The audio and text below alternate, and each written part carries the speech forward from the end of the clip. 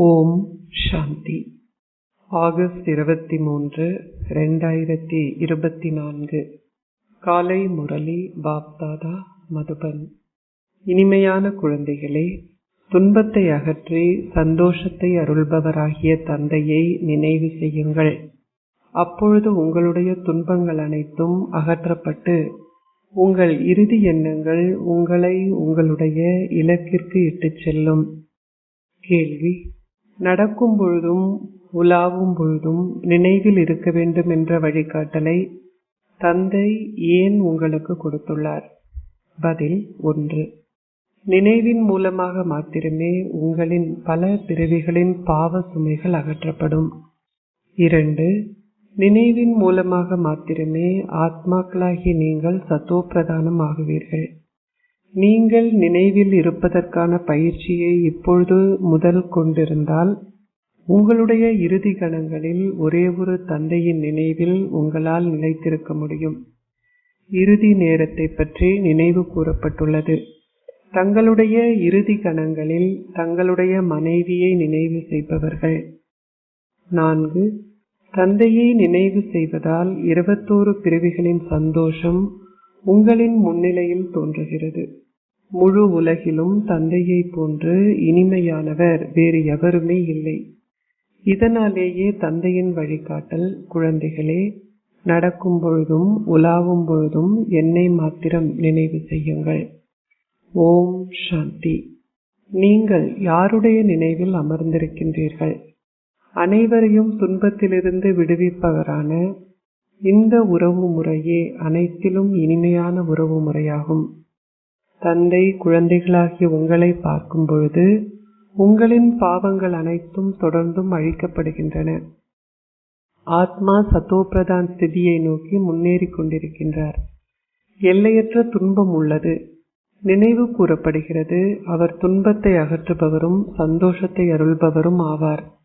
உங்களை துன்பங்கள் அனைத்திலிருந்தும் விடுவிப்பதற்கு இப்பொழுது உண்மையாகவே தந்தை வந்துள்ளார். சொர்க்கத்தில் துன்பத்தின் பெயரோ அல்லது சுவடோ இல்லை.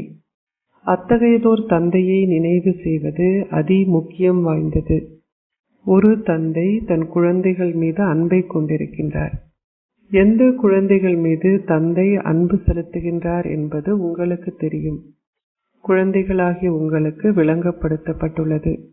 உங்களை ஷரீரங்களாக அன்றி ஆத்மாக்களாக கருதுங்கள். மிக சிறந்த ரத்தினங்கள் நடக்கும் பொழுதும் உலாவும் பொழுதும் தந்தையை நினைவு செய்கிறார்கள். இதை அவர் ஏன் கூறுகின்றார்? உங்களுடைய பல பிறவிகளின் பாவ கலசம் நிறைந்துள்ள காரணத்தால் ஆகும். ஆகவே இந்த நினைவு யாத்திரையின் மூலமாக மாத்திரமே நீங்கள் பாவ ஆத்மாக்களில் இருந்து புண்ணிய ஆத்மாக்களாக ஆகுவீர்கள். இது ஒரு பழைய ஷரீரம் என்பதும் குழந்தைகளாகிய உங்களுக்கு தெரியும். ஆத்மாவே துன்பத்தை பெறுகின்றார். ஷரீரம் காயப்படும் பொழுது ஆத்மா வலியை உணர்கின்றார். ஆத்மா கூறுகின்றார், நான் நோய்வாய்ப்பட்டும் சந்தோஷமற்றும் இருக்கின்றேன். இது துன்ப உலகமாகும். நீங்கள் எங்கு சென்றாலும் அங்கு துன்பத்தை தவிர எதுவும் இருக்காது. சந்தோஷ பூமியில் துன்பம் இருக்க முடியாது. நீங்கள் துன்பத்தை பற்றி குறிப்பிடும் பொழுது நீங்கள் துன்ப பூமியில் இருக்கின்றீர்கள் என்று அர்த்தமாகும். சந்தோஷ பூமியில் சிறிதளவு துன்பம் கூட இருப்பதில்லை. சிறிது நேரமே எஞ்சி உள்ளது. நீங்கள் இந்நேரத்தில் தந்தையை நினைவு செய்வதற்கு முழு முயற்சி செய்ய வேண்டும். நீங்கள் தொடர்ந்தும் அதிக அளவில் நினைவை கொண்டிருக்கும் பொழுது தொடர்ந்தும் அதிக அளவில் சத்தோப்பிரதானம் ஆகுவீர்கள். நீங்கள் முயற்சி செய்து இறுதியில் ஒரு தந்தையை தவிர எதையும் நினைவு செய்யாத அத்தகையதோர் ஸ்திதியை உருவாக்க வேண்டும். ஒரு பாடல் உள்ளது, இறுதி கணங்களில் தங்களின் மனைவியை நினைவு செய்பவர்கள். இவையே இறுதி கணங்கள். இது துன்ப பூமியாகிய பழைய உலகின் முடிவாகும். நீங்கள் இப்பொழுது சந்தோஷ பூமிக்கு செல்வதற்கு முயற்சி செய்து கொண்டிருக்கிறீர்கள். நீங்கள் சூத்திரர்களிலிருந்து பிராமணர்கள் ஆகிவிட்டீர்கள். நீங்கள் இதை நினைவு செய்ய வேண்டும். சூத்திரர்களுக்கு துன்பமே உள்ளது. நாங்கள் துன்பத்திலிருந்து அப்பால் சென்று இப்பொழுது சிகரத்தில் ஏறிக்கொண்டிருக்கிறோம். ஆகவே நாங்கள் ஒரு தந்தையை நினைவு செய்ய வேண்டும். அவர் அதி அன்பிற்குரிய தந்தையாவார். அவரை விட இனிமையானது எது? அந்த பரம்பிதா பரமாத்மாவை மாத்திரமே ஆத்மா நினைவு செய்கின்றார். அவரே ஆத்மாக்கள் அனைவரினதும் தந்தை. இவ்வுலகில் அவரை விட இனிமையானது எதுவும் இல்லை. பல குழந்தைகள் உள்ளனர். அவர்கள் அனைவரையும் எவ்வளவு நேரத்தில் அவர் நினைவு செய்வார்? ஒரு வினாடியில். அச்சா, எவ்வாறு முழு உலக சக்கரமும் சுழல்கிறது? அதன் மிக சரியான அர்த்தம் குழந்தைகளாகிய உங்களின் புத்தியில் உள்ளது. உதாரணத்திற்கு, மக்கள் ஒரு நாடகத்தை பார்த்துவிட்டு திரும்பி செல்லும் பொழுது எவரேனும் ஒருவர் அவர்களிடம் முழு நாடகமும் ஞாபகத்தில் உள்ளதா இல்லையா என கேட்கும் பொழுது அவர்கள் ஆம் என்று கூறிய உடனேயே முழு நாடகமும் ஆரம்பத்திலிருந்து இறுதி வரை அவர்களின் புத்தியில் பிரவேசிக்கின்றது. எவ்வாறாயினும் அதை பற்றி பேசுவதற்கு அவர்களுக்கு நேரம் எடுக்கும். பாபாவே எல்லையற்ற பாபா. நீங்கள் அவரை நினைவு செய்வதால் 21 பிறவிகளின் சந்தோஷம் உங்களின் முன்னிலையில் தோன்றுகிறது. நீங்கள் இந்த ஆஸ்தியை தந்தையிடமிருந்து பெறுகின்றீர்கள். குழந்தைகளாகிய உங்களின் முன்னிலையில் ஒரு வினாடியில் தந்தையின் ஆஸ்தி தோன்றுகிறது. ஒரு குழந்தை பிறந்தவுடன் ஒரு வாரிசு பிறந்துள்ளார் என்பது அவருடைய தந்தைக்கு தெரியும். அவர் தனது சொத்து அனைத்தையும் நினைவு செய்வார். நீங்கள் ஒவ்வொருவரும் ஒரு தனிப்பட்ட குழந்தை. நீங்கள் உங்களுடைய தனிப்பட்ட ஆஸ்தியை பெறுகின்றீர்கள். நீங்கள் தனிப்பட்ட நினைவை கொண்டிருக்கின்றீர்கள். நீங்கள் ஒவ்வொருவரும் எல்லையற்ற தந்தையின் ஒரு வாரிசு ஆவீர்கள். சத்தியுகத்தில் அங்கு ஒரு மகனே இருப்பார். அவரே சொத்து அனைத்திற்கும் வாரிசு. குழந்தைகளாகிய நீங்கள் தந்தையை கண்டு கொண்டதும் ஒரு வினாடியில் உலக அதிபதிகள் ஆகினீர்கள். அதற்கு நீண்ட நேரம் எடுப்பதில்லை. தந்தை கூறுகின்றார், உங்களை ஆத்மாக்களாக கருதுங்கள். உங்களை ஒரு பெண்ணாக கருத வேண்டாம். ஒவ்வொரு ஆத்மாவும் ஒரு ஆண் ஆவார். பாபா கூறுகின்றார், நான் குழந்தைகள் அனைவரையும் நினைவு செய்கின்றேன். ஆத்மாக்கள் அனைவரும் சகோதரர்கள். வருகின்ற மற்ற சமயத்தவர்கள் அனைவரும் கூறுகின்றார்கள், அந்த அனைத்து சமயத்தவர்களும் சகோதரர்கள். எவ்வாறாயினும் அவர்கள் இதை புரிந்து கொள்வதில்லை. நீங்களே பாபாவின் அதி அன்பிற்குரிய குழந்தைகள் என்பதை இப்பொழுது புரிந்து கொள்கிறீர்கள். நிச்சயமாக நீங்கள் தந்தையிடமிருந்து உங்களுடைய முழுமையான எல்லையற்ற ஆஸ்தியை பெறுவீர்கள். நீங்கள் அதை எவ்வாறு பெறுவீர்கள்? குழந்தைகளாகிய நீங்கள் அதை ஒரு வினாடியில் நினைவு செய்கின்றீர்கள். நாங்கள் சதோ பிரதானமாக இருந்தோம், பின்னர் நாங்கள் தமோ பிரதானம் ஆகினோம். நாங்கள் இப்பொழுது மீண்டும் ஒரு முறை சதோ பிரதானம் ஆக வேண்டும். நீங்கள் பாபாவிடமிருந்து உங்களின் சொர்க்க சந்தோஷ ஆஸ்தியை பெற வேண்டும் என்பது உங்களுக்கு தெரியும். தந்தை கூறுகின்றார், உங்களை ஆத்மாக்களாக கருதுங்கள். ஷரீரங்கள் அழியக்கூடியவை. ஆத்மாவே தனது ஷரீரத்தை நீக்கி செல்கின்றார். அவர் சென்று ஒரு புதிய ஷரீரத்தில் ஒரு கர்ப்பப்பையில் பிரவேசிக்கின்றார். கரு தயாரானதும் அதில் ஆத்மா பிரவேசிக்கின்றார். எவ்வாறாயினும் அது ராவணனின் ஆதிக்கத்தின் கீழ் உள்ளது. விகாரங்களின் ஆதிக்கம் காரணமாக ஆத்மா சிறையில் பிரவேசிக்கின்றார். அங்கு ராவணன் இல்லை. அங்கு துன்பம் என்ற கேள்விக்கே இடமில்லை. உங்களுக்கு வயதாகும் பொழுது நீங்கள் அந்த ஷரீரத்தை நீக்கி மற்றொரு ஷரீரத்தில் பிரவேசிப்பீர்கள் என்பதை அறிவீர்கள். அங்கு பயமென்ற கேள்விக்கே இடமில்லை. இங்கு அதிக பயம் உள்ளது. அங்கு நீங்கள் பயமற்றவர்களாக இருக்கின்றீர்கள். தந்தை எல்லையற்ற சந்தோஷத்திற்குள் குழந்தைகளாகி உங்களை அழைத்து செல்கின்றார். சத்யுகத்தில் எல்லையற்ற சந்தோஷமும் கலியுகத்தில் எல்லையற்ற துன்பமும் உள்ளது. இதனாலேயே இது துன்ப பூமி என்று அழைக்கப்படுகிறது. தந்தை உங்களுக்கு எந்த சிரமத்தையும் கொடுப்பதில்லை. நீங்கள் வீட்டில் உங்களுடைய குடும்பத்துடன் வசித்து உங்களுடைய குழந்தைகளை பராமரித்தாலும் கூட தந்தையை நினைவு செய்ய வேண்டும். குருமார்கள், புனிதர்கள் போன்றோர்கள் அனைவரையும் துறந்து விடுங்கள். நான் குருமார்கள் அனைவரிலும் மகத்துவமானவர்.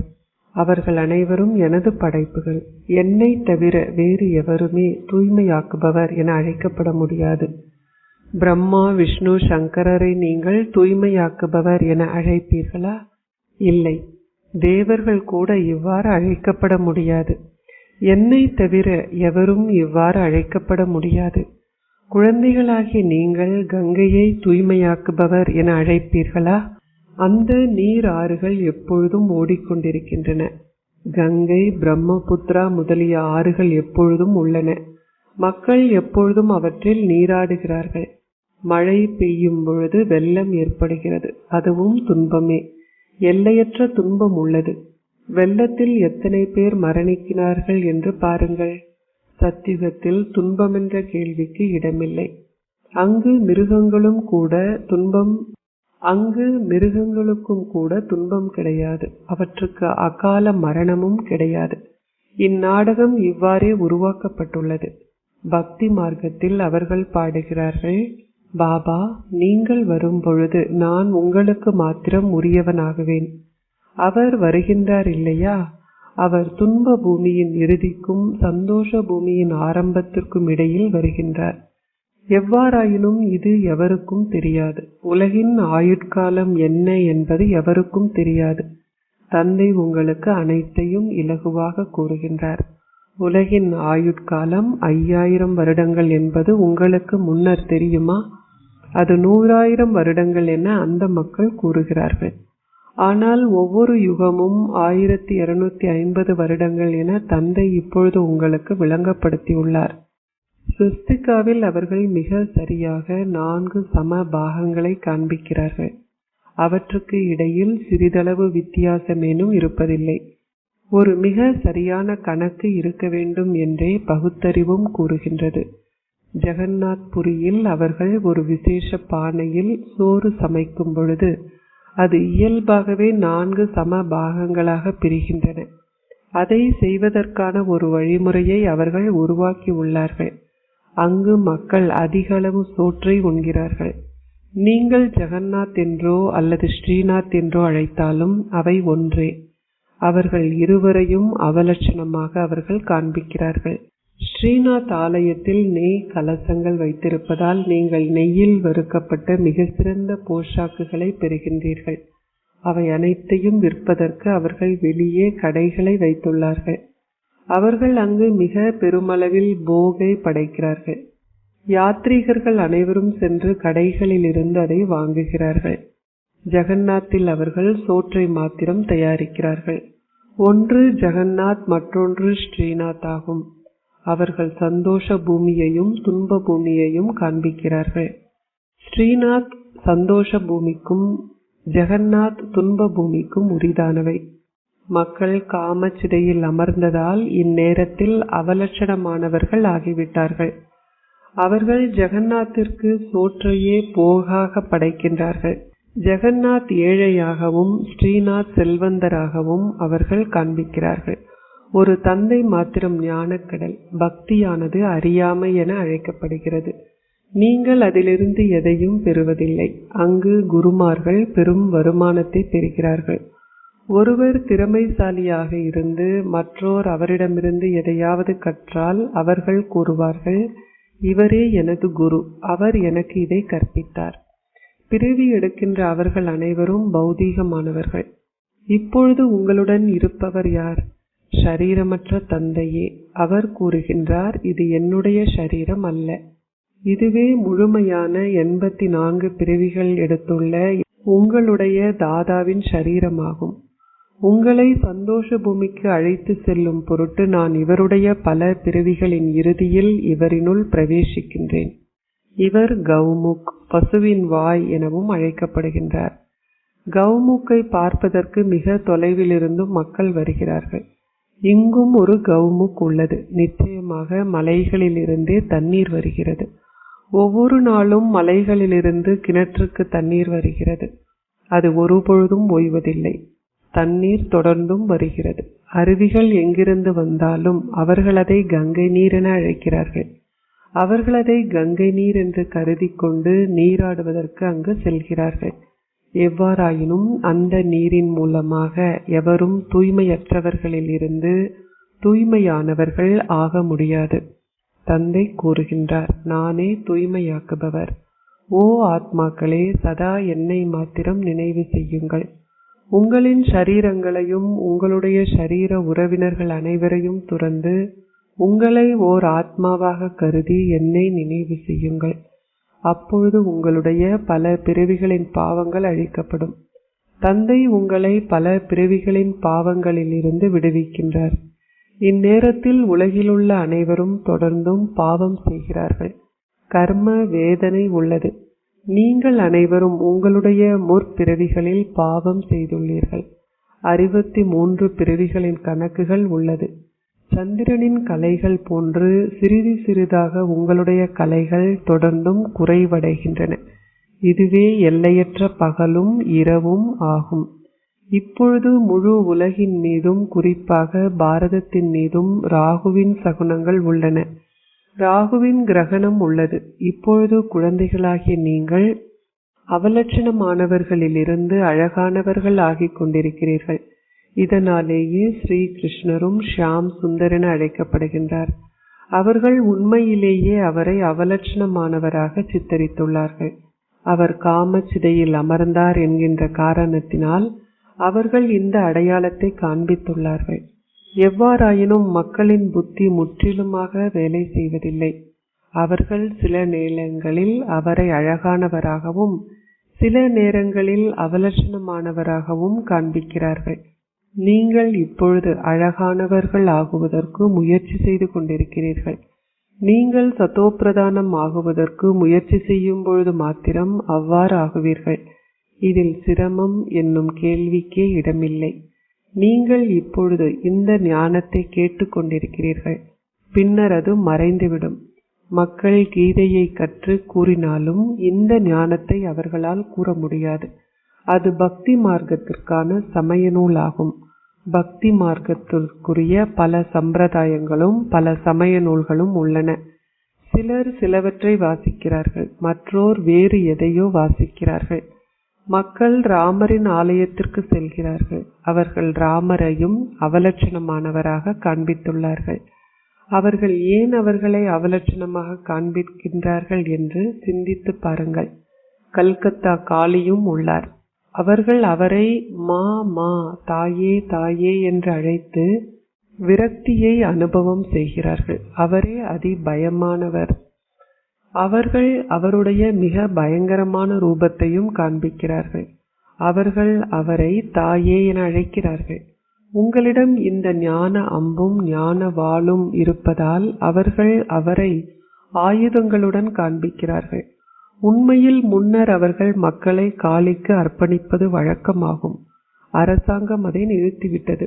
முன்னர் சிந்தியில் அவர்கள் அந்த தேவிக்கு ஓர் ஆலயத்தை அமைத்திருக்கவில்லை. ஒரு குண்டு வெடித்த பொழுது ஒரு பிராமண குருக்கள் கூறினார், இங்கு தனக்கு ஒரு ஆலயம் இல்லை என காளி கூறியுள்ளார். இது மிக விரைவில் கட்டப்பட வேண்டும், இல்லையேல் மற்றும் ஒரு குண்டு இங்கு வெடிக்கும். அவர்கள் பெருமளவு பணத்தை சேகரித்தனர். ஆலயமும் கட்டப்பட்டது. பாருங்கள், இப்பொழுது ஏராளமான ஆலயங்கள் உள்ளன. மக்கள் பல்வேறு இடங்களுக்கு அலைகின்றார்கள். இந்த விஷயங்கள் அனைத்திலிருந்தும் உங்களை விடுவிக்கும் பொருட்டே தந்தை உங்களுக்கு விளங்கப்படுத்துகின்றார். அவர் எவரையும் அவதூறு செய்வதில்லை. தந்தை உங்களுக்கு நாடகத்தையும் எவ்வாறு இவ்வுலக சக்கரம் உருவாக்கப்பட்டது என்பதையும் விளங்கப்படுத்துகின்றார். நீங்கள் பார்த்துள்ளவை அனைத்தும் மீண்டும் தோன்றும். இப்பொழுது இல்லாத விஷயங்களும் உருவாக்கப்படும். முன்னர் உங்களுடைய ராஜ்யம் இருந்ததை இப்பொழுது நீங்கள் புரிந்து கொண்டுள்ளீர்கள். இப்பொழுது அதை நீங்கள் இழந்துள்ளீர்கள். இப்பொழுது மீண்டும் ஒரு முறை தந்தை கூறுகின்றார், குழந்தைகளே, நீங்கள் சாதாரண மனிதனில் இருந்து நாராயணனாக மாறுவதற்கு விரும்பினால் முயற்சி செய்யுங்கள். பக்தி மார்க்கத்தில் பல சமய கதைகளை கேட்டு வந்தீர்கள். நீங்கள் அமரத்துவ கதையை கேட்டுள்ளீர்கள். ஆனால் எவராவது அமரத்துவமானவர்கள் ஆகினார்களா? எவராவது ஞானமாகிய மூன்றாவது கண்ணை பெற்றார்களா?